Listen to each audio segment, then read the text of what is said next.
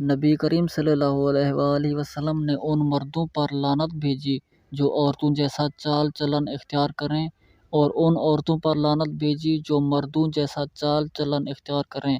صحیح بخاری حدیث نمبر 5885۔ انصار کی ایک لڑکی نے شادی کی، اس کے بعد وہ بیمار ہو گئی اور اس کے سر کے بال جھڑ گئے۔ اس کے گھر والوں نے چاہا کہ اس کے بالوں میں مصنوعی بال لگا دیں، اس لیے انہوں نے نبی کریم صلی اللہ علیہ وآلہ وسلم سے اس کے متعلق پوچھا، تو ان حضرت صلی اللہ علیہ وآلہ وسلم نے فرمایا کہ اللہ تعالیٰ نے مصنوعی بال جوڑنے والی اور جڑوانے والی دونوں پر لعنت بھیجی ہے۔ صحیح بخاری حدیث نمبر 5934۔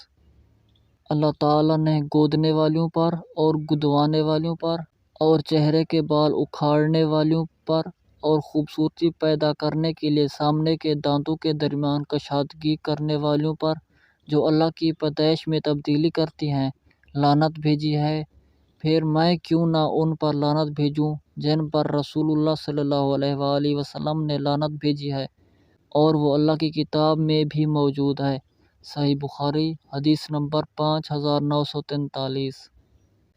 نبی کریم صلی اللہ علیہ وآلہ وسلم نے فرمایا کہ رحمت کے فرشتے اس گھر میں داخل نہیں ہوتے جس میں کتا اور مورتیں ہوں۔